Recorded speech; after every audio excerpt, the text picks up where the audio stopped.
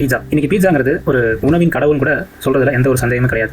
New York பாணி cheese துண்டுகளை நீங்க எளிமையாக வச்சிருந்தாலும், அது பொருட்கள் நிறைந்த சிகாகோ டீப் டிஷ் சாப்பிட போனாலும், எல்லா பீட்சாக்களுக்கும் ஒரு தெய்வீகமான செழுமையான செழிப்பான வாயில நீர் ஊற வைக்கிற அளவுக்கு அனுபவங்களை உங்க மூலையில ஒரு இன்பமான ஒரு மையங்களை இது மிகப்படுத்துது.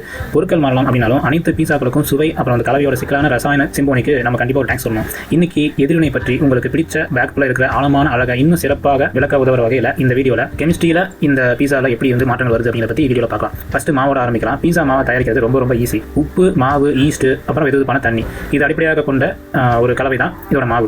ஈஸ்ட் உண்மையிலே ஒரு உயிரணு பூஞ்சை அப்படின்னு சொல்லிட்டு சொல்றாங்க. அதை நீங்க ஒரு செயலற்ற நிலையில கடையில் வாங்கலாம். இது பொதுவாக பேக்கர் ஈஸ்ட் அப்படின்னு சொல்லிட்டு சொல்றாங்க. ஆனா அது சாக்ரோமைசஸ் செர்வியாசுக்காக சாதாரண மனுஷங்க இதை பத்தி பேசுறாங்க. இந்த பொருட்கள் அனைத்தையும் ஒன்றாக கலந்து ஈஸ்ட் வெதுவெதுப்பான தண்ணியில கலக்கப்படும் போது அது உடனடியாக எழுந்து மாவுல காணப்படுற சிக்கலான சர்க்கரைகளை இது உடைக்க தொடங்குது. பதிலுக்கு கார்பன் டை ஆக்சைடை இது வெளியேற்றுது. அப்புறம் இறுதியில மாவை வந்து உலர செய்யுது. மாவு முழுவதுமா உயர்ந்து பீஸா வடிவத்துக்கு வந்ததும் சாஸ் சேர்க்கப்படுது. நிச்சயமா அனைத்து வகையான சாஸ்களும் இதுல இருக்கு. ஆனா அனைத்து தக்காளி அடிப்படையானது பொதுவான ஒன்னா இருக்குது. இது அமிலத்தன்மை கொண்டது. தக்காளி இயற்கையாகவே pH அளவில் 4.0 முதல் 4.6 வரை இருக்கும். ஆனா பதிவு செய்யப்பட்ட தக்காளி இன்னும் குறைவாக தான் இருக்கும். இதனால தான் அங்கு இருக்கிற சில பீஸா அதிகமாக உட்கொள்றதுனால ஆசிட் ரிஃப்ளெக்ஸ் அப்படின்னு சொல்லிட்டு ஒரு ரிஃப்ளெக்ஷன் சாப்பிட்றவங்களுக்கு வருது. அதிகப்படியான அமிலத்தன்மை கொண்ட பீஸா சாஸை சமப்படுத்த சில என்ன பண்றாங்கன்னா சிறிய சிட்டிகை பேக்கிங் சோடாவை சேர்க்கிறாங்க. இது ஒரு ஆன்டாசிட் ஆக்குது. இது அமில எரிப்பை வந்து ஒரு சமமாக வைக்குது.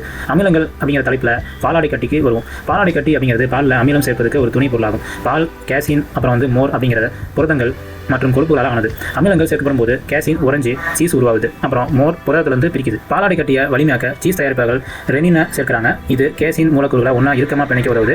பாலாடை கட்டி வரலாற்று ரீதியாக பாலை பாதுகாக்க ஒரு வழியாக பயன்படுத்தப்படுது. ஆனால் மொசரல்லாவோட பீஸா மேக்கர் சீஸ் வித்தியாசமாக இருப்பது ஏன் அப்படின்னா அது புதுசாக தயாரிக்கப்பட்டு சாப்பிடுவது சிறந்தது. இது ரொம்ப ஈரப்பதமான மென்மையான சீஸாக இருக்கும். இதோட பொருள் என்ன அப்படின்னா அது சூடாகும் போது இது மிகவும் நீட்டிக்கப்படுது. அப்புறம் உங்க பையில ஒரு அற்புதமான அமைப்பையும் வாய் உணவையும் சேர்க்குது. பீஸாவோட அடிப்படைகள் குறைஞ்சதுனால எந்த பீஸா மேஸ்டோவும் தங்களுடைய சொந்த தனிப்பயனாக்கப்பட்ட டாப்பிங்ஸ் கலவையோட சிம்போனியை முடிக்க முடியும். கடைசி ஸ்டெப்பு அப்புறம் ரொம்ப முக்கியமானது, அடுப்பில் என்ன நடக்குது அப்படிங்கிறது தான். எல்லா டாப்பிங்ஸும் சமமாக மாறும் இடம் இதுதான். முதல்ல பாதிக்கப்படுவது சீஸ் தான். பாலாடை கட்டி வெப்பத்தை சந்திக்கும் போது பாலாடை கட்டியில் உள்ள கொழுப்பு திடத்திலிருந்து திரவமாக மாறுது. கால்சியம் அயனிகள் அனைத்து கேசின் புரதங்களையும் ஒன்றா வச்சிருக்க உதவுவதால மொசரல்லா அழகாகவும் இறுக்கமாகவும் இருக்கும். கால்சியம் உங்க எலும்புகளுக்கு நல்லது, அப்புறம் உங்க மொசரல்லாவுக்கு நல்லது. பின்னர் பீட்சா சரியா சமைக்க தொடங்கும் போது சமையல் ரசாயன எதிர்வினைகளின் கிரையல் அப்படின்னு சொல்லிட்டு தொடங்குது. மெய்லாட் எதிர்வினை 140 டிகிரி செல்சியஸுக்கும் மேல வெப்பநிலையில சர்க்கரைகள் அமினோ அமிலங்களோட வினை புரிஞ்சு உணவுக்கு தனித்துவமான தைரியமான சமைச்ச சுவையை தரும் சுவை கலவைகளை உருவாக்குது. இது பிரவுனிங் எதிர்வினை அப்படின்னு சொல்லிட்டு சொல்றாங்க. அப்புறம் மேலோட மேல்புறம் மற்றும் பாலாடை கட்டி ஆகியோட நிகழ்வு. ஆனா பீட்சாவோட சிக்கலான தன்மையை சேர்க்க சாஸ் அப்புறம் டாப்பிங்ஸ் கீழே மாவை ரொம்பவும் மென்மையாகவும் ஈரப்பதமாகவும் விட்டு ஒவ்வொரு கட்டிக்கும் ஒரு சுவாரஸ்யமான சுவையான ஒரு அமைப்பை வந்து